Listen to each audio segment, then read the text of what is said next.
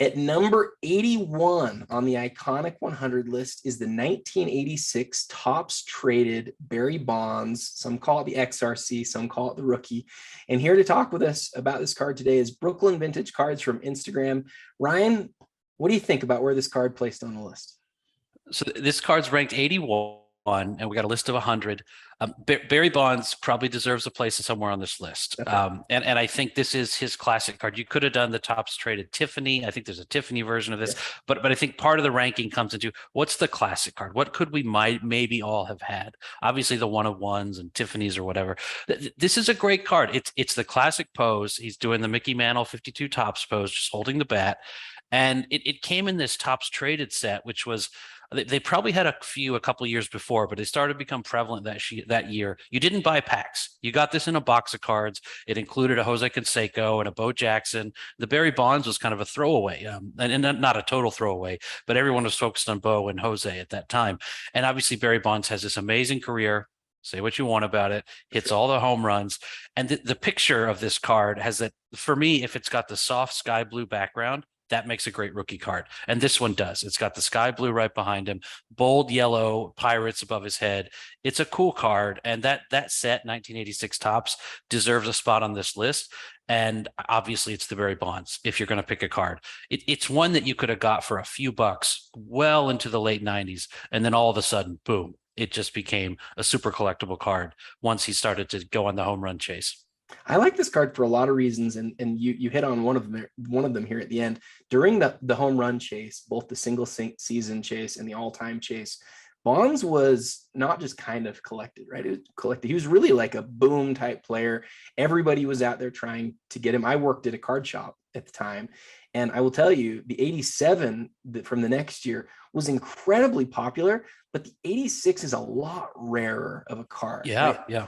They made a lot fewer traded team sets than they did, these large wood bordered 87 Topps sets, which is one of the most produced sets really of all time. And so when I think about this card, I think about, like you did, the fact that it also has a Tiffany version, which to me is really neat because, like a lot of the cards that are on this list, you can go get a low grade, even a low, like a PSA graded card of the base 86 for really a few bucks, not too expensive at all. But if you want to get a version of this card that is incredibly expensive, you go find a Topps Tiffany, which just comes with a slightly different look or slightly different gloss to it.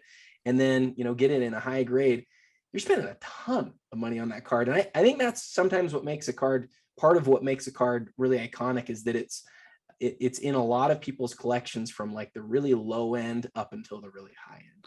But yeah, we'll see this eventually with the modern Prism, right? If a gold card happens to be $1 million card, the silver or the base even will be an iconic card because of the image.